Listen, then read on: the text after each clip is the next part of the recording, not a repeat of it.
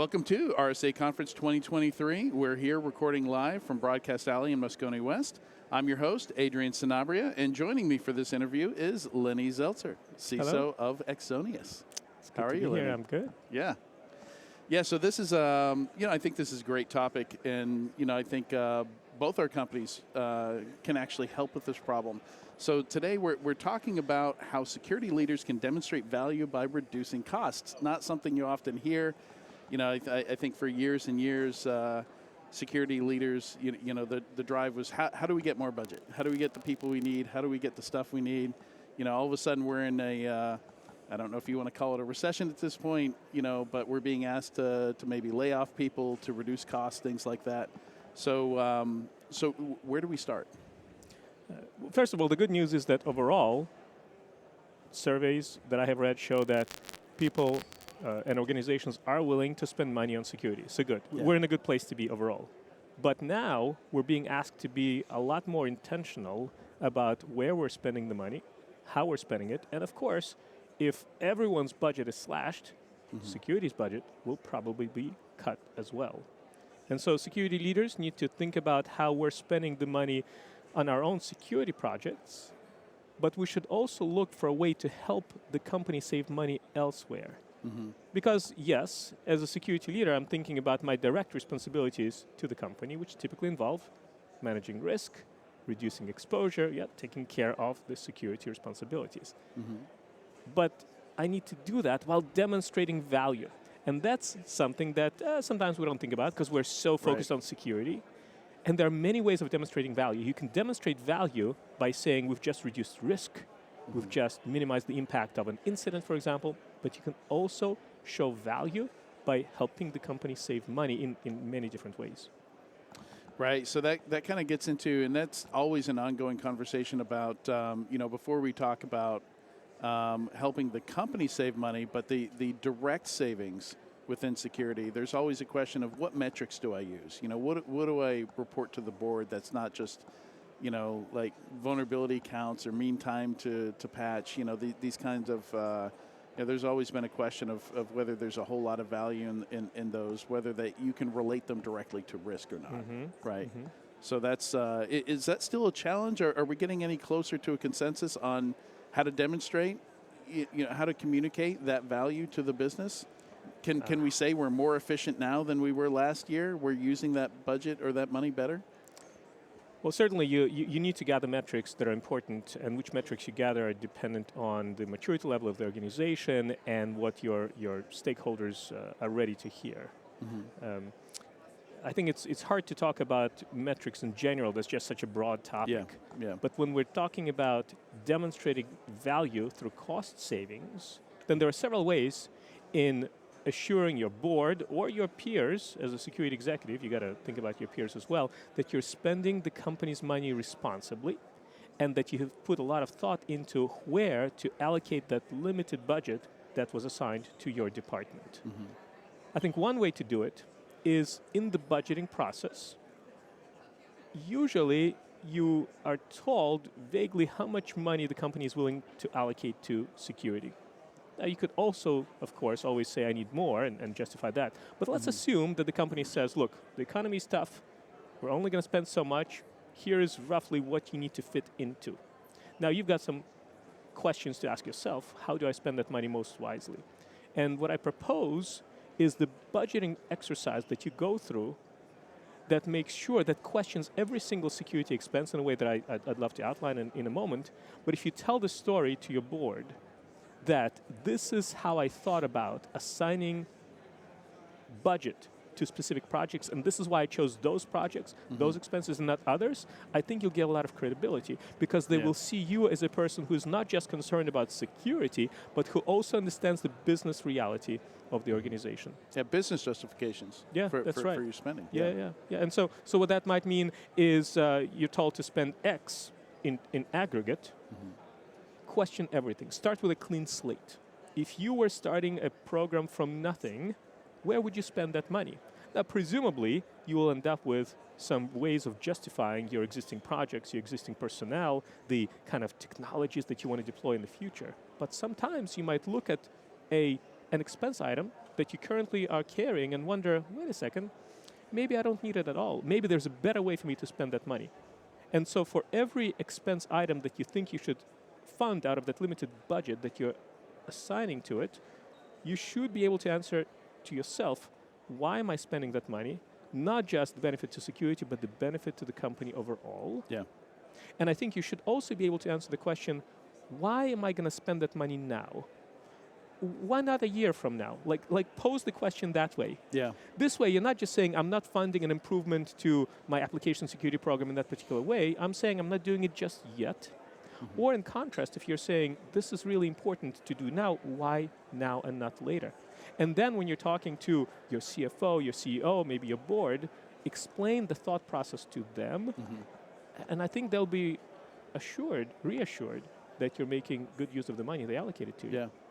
We both worked in product roles, and this makes me think a lot of putting together a roadmap and prioritizing, with limited engineering resources, what features are you going to build? Like what needs to be there now, and what can we push out to the future? Is it kind of a similar thought process? Yeah, I think that's one way to think about it. Yeah, I think all of us come into the role of security leadership from different backgrounds, and build on what you have done before, and use that framework if that works for you.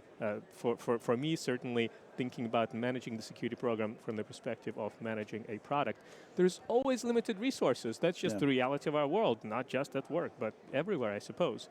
And so, as security professionals, we're used to saying, you didn't give me enough. Mm-hmm. Look, we all want more. We always want more. Maybe that's a philosophy in life in general.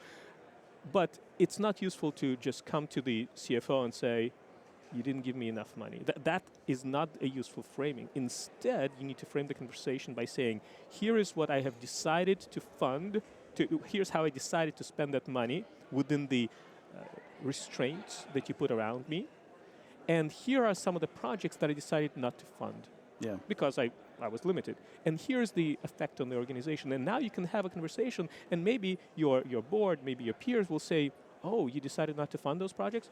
We actually think they're important. And now you can decide, should you deprioritize? Mm-hmm. Or maybe they'll give you more money. Or maybe they'll say, you know what, we gave you too much. Rarely, but maybe. Yeah, so one of the first things that we tend to do in security with a lot of security products is we have to understand what we have. Visibility is a key component, and I think it used to be the top 20 critical controls. I think it's now down to 18, but the first two are still accurate asset inventory and accurate software asset inventory. How can we, so one of the benefits of that visibility, it's a necessity for security to understand what's out there and what risks those assets pose. But also it gives us maybe a unique insight into the organization overall and how these assets are used. So how can we leverage that for cost savings as well? It's an incredible opportunity to show value to the organization beyond the core mission of a typical security team. Yeah, because what do we want as security professionals? Well, we want good funding, obviously, but more directly, what we want in many ways is a smaller attack surface, right?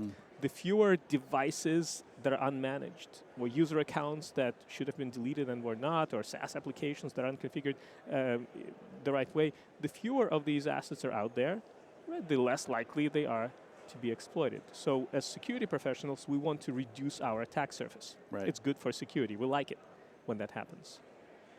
And it turns out that that's also good for the financial aspect of the organization. And so security professionals who invest into asset management, we know what assets are out there, how they're being used. We know what assets shouldn't be there, what user accounts, SaaS applications, devices are not there. And oftentimes, if you tell the organization from a security perspective, look, this system has been running for 300 days, no one's logged into it, do we really need it? Sometimes the business might say, well, I don't know, what if somebody does need it? Your security concerns, I hear you, but I don't care because I got other concerns related to availability perhaps. But if you approach that conversation by saying, look, here's how much money that system cost us running for 300 days, not being used. And by the way, I found 20 of these. You add up the money and you say, it's good for security, but look, it's not a wise use of the company's resources. And so you can perform your work in asset discovery related to applications that are installed in the system that maybe aren't being used. Bad for security because they're probably not being patched. Bad for licensing costs. You can look at how many users are provisioned into your SaaS application. How many of them are still at the company? How many of them are actually being used? And you can propose to the IT department which user accounts maybe should be deleted. Normally we say for security it's bad, delete them. People don't pay as much attention to security as when you approach them with a financial reason. Yeah, absolutely. I mean, that's the bottom line, and that's, they're more focused on it now, and increasingly more and more SaaS. Everything is billed usually per seat, per month, and you get those savings almost immediately, right? It's an incredible within way a month to show value by finding SaaS applications that maybe you don't know you had. There are ways of discovering them. And it's incredibly valuable to also find SaaS applications that are duplicating some other SaaS applications. And allow the company to ask a question like, do we really need 2 diagramming tools? Or should we pick just one of them? Standardize. Standardize. It's better for security because then there's one area where you can focus your security improvements and oversight efforts. It's probably good for security. And so the reason why this is so exciting is because here's an opportunity for security teams to improve security, but also show value by lowering the organization's costs. And if you partner with IT and other stakeholders, you help them find unnecessary spend. You make them look good because they have cut unnecessary expenses. You probably save them some effort as well in managing applications that don't need to be managed. You improve security. And in many ways, you can also point to those savings and say, hey, maybe some of those savings can come back to security. I helped the company save $100,000. Could we take 20 I of would those? like 10% of... 10%, yes. I mean, maybe, but it's a good conversation to have because at a broad level, the organization has some money set aside overall to spend on a given year. Right. And in many ways, the CFO doesn't really care where the savings will come from. Right. They just need to fit into the budget approved by the board. And if you can find the savings elsewhere, you might be able to defend and request to increase the security budget. So going about that, obviously, first of all, you need to discover those assets, those SaaS applications. You need a method of doing that. But organizationally, who do you need to make friends with? Like, are you going to procurement and saying, hey, can I look through procurement data? Is this more of a thing where like, something in your SASE tooling, is a mix of all the above? But I think organizationally, who you're talking to is pretty important too, right? Like, if you want to pitch this as, hey, security can save the organization money, are you going straight to the CFO, or is it the controller, or is it the procurement team? Who are you going to? Yeah, you really need to make friends with a lot of people. And when I say friends, you don't need to be friends. You got to be colleagues who know each other, respect each other, and recognize that they can help each other. That means becoming familiar with the people who are, in the finance team, the accounting team, the IT team, the engineering team. It really depends on the organization, but you need to understand whom can you help. Like just ask yourself, whom can I help by having visibility into potentially unnecessary resources that put the organization at risk security-wise, but also lead to unnecessary spend. And you can talk to the accounting team and say, hey, let's work together to find out what are people expensing for SaaS applications that maybe have never gone through a formal security review.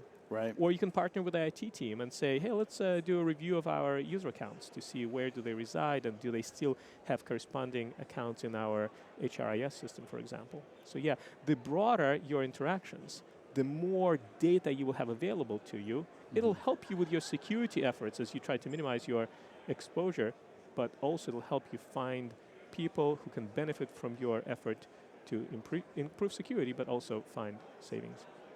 Love it. Saving the business money. Security saving the business. That's right.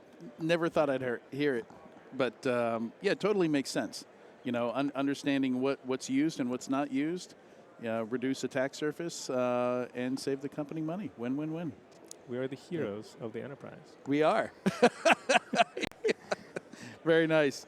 All right. Thank you, Lenny, for joining us today. This is a great conversation. I love positive, hopeful conversations in security. We don't get enough of those.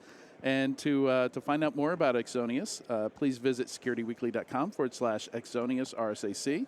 If you can't stick around for the rest of the live stream, or if you're catching this afterwards, head on over to securityweekly.com/RSAC to find all of the RSA conference coverage by Cyber Risk Alliance.